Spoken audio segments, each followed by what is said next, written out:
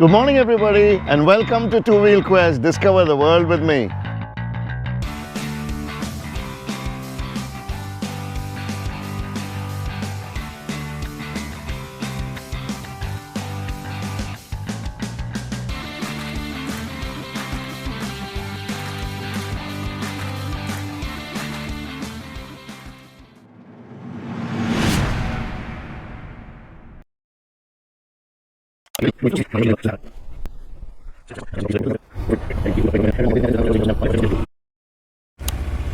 Here is the Petwood Hotel, which was once the officers' mess of the squadron that used to be operating out of the local Royal Air Force base during the World War II. Oof, it's a pretty imposing place. It's a hotel now. You can imagine this about 70 years ago. The guys would come in after they finished their flying for the day and dropping bombs everywhere, and then come in for a beer or two or three or maybe 10. Beautiful. Let's go into the Petwood Hotel and see what the inside looks like. The outside is fabulous.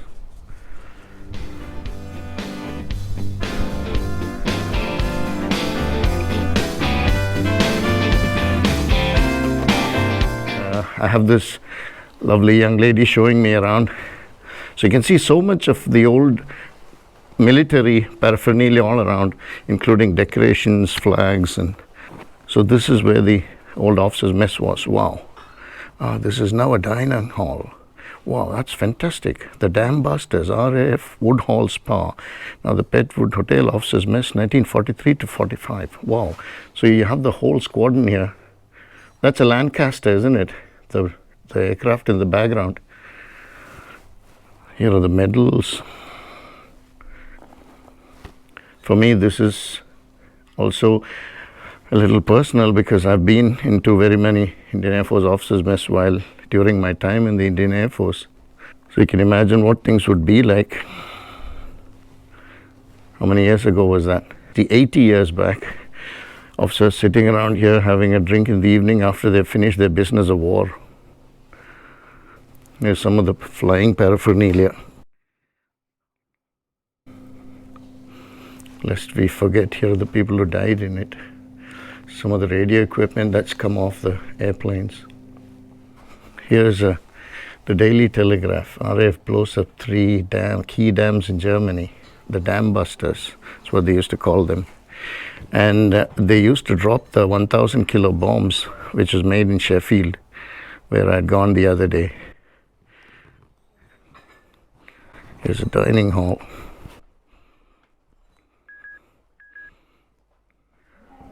So that's all from the Petwood Hotel. We're making our way out. Thorpe Camp Visitor Center. Closed. Okay. But at least you can see some of the airplanes on display. Missiles, helicopters, Royal Navy. I'm sure there are more inside the hangars somewhere. Maybe they roll them out on occasions. There's also a memorial where they pull up a flag on certain days. I think you can see flag posts. It's early in the season now. It appears only during Easter or after Easter. So we're a bit early now. It's middle March, not mid-April. Okay, let's move on. Coningsby. You can see that board saying Battle of Britain Memorial Flight.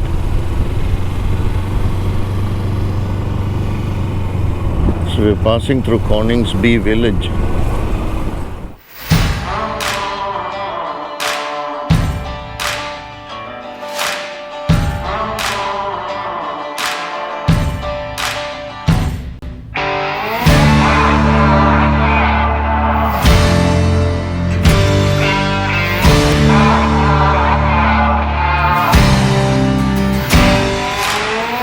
There are some Lancasters and Spitfires inside this hangar, and they allow people to go and see them on occasions.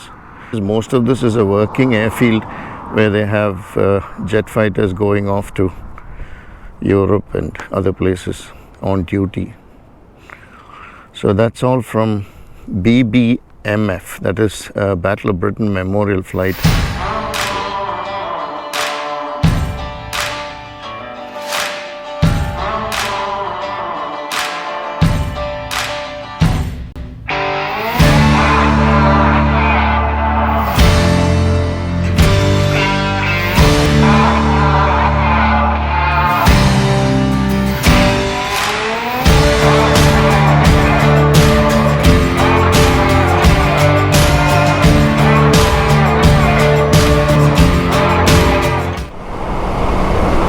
Reminds me of the Golden Gate Bridge in San Francisco, which I crossed on a motorcycle. Wow.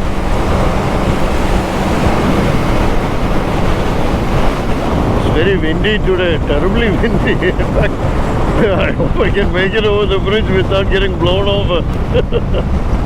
Oh man. Oh, speed limit here is 50. I better watch it. I think there are cameras everywhere. The water is very brown and muddy. Oh, it's a long bridge, 2.2 kilometers in this high wind. Wow. I'm getting blown all over the place. The bike is quite light. So here it says get in lane now. Tag or motorcycle, any vehicle. So when you say tag or motorcycle, that means I can take the ones with the electronic tags. So I can just pass by.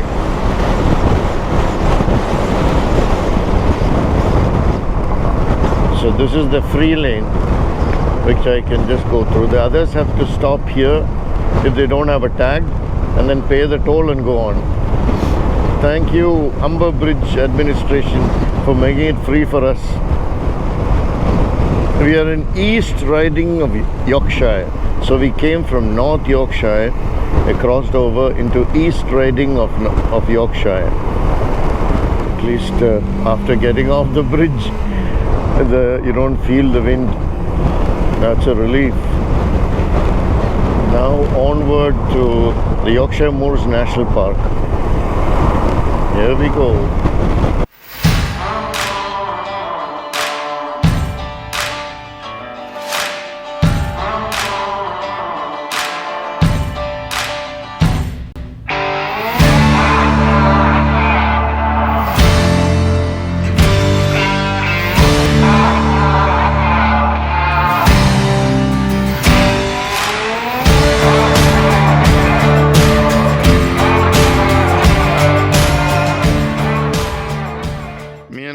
Friend, I've reached Scarborough.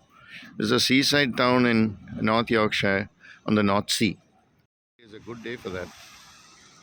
Very interesting town, but quite very touristy. Bit too much, I think. So I prefer the beauty of North Yorkshire nature. Oh man, look at that.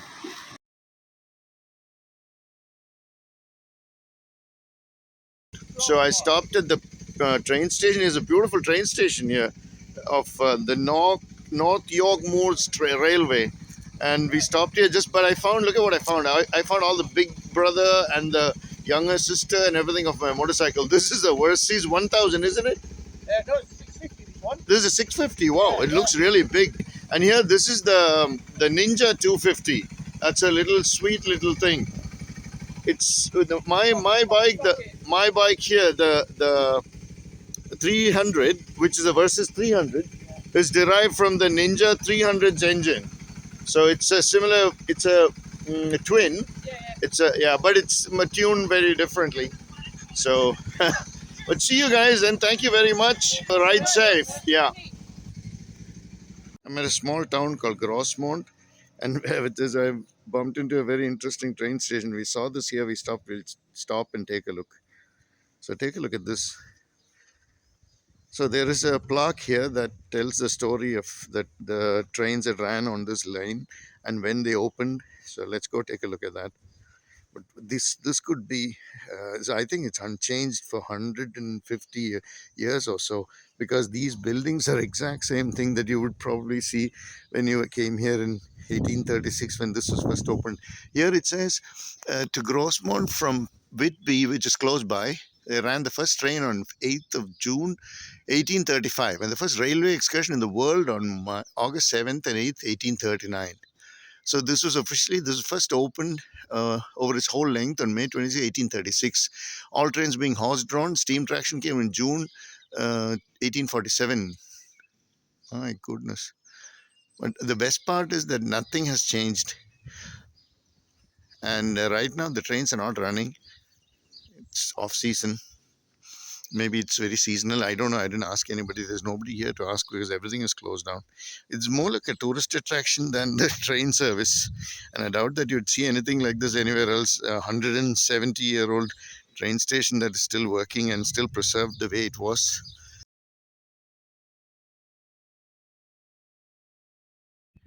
Yeah, I've reached Kidler Water and Forest.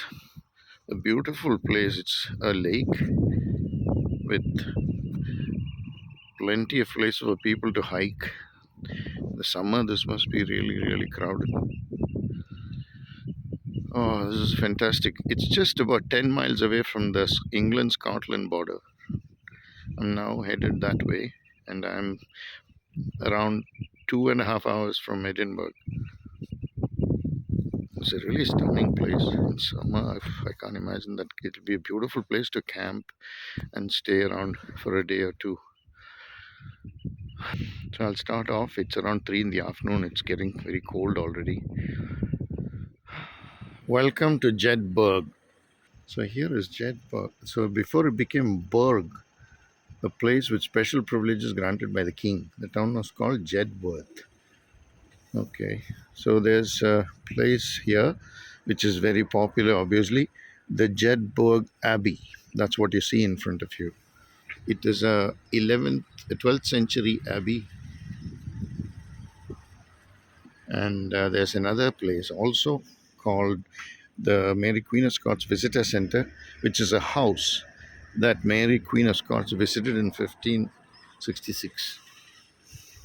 Stream flowing by, benches here, this beautiful scene.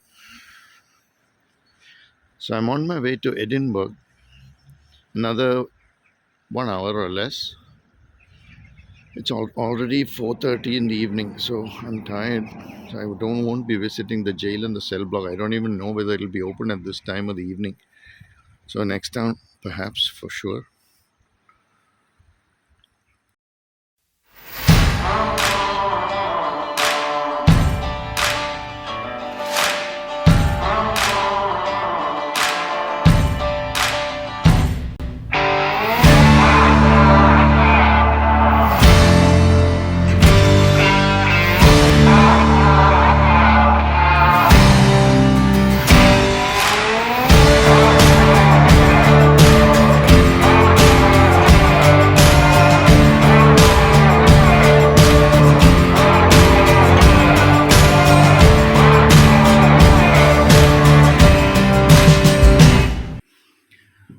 This is the hotel building as we enter.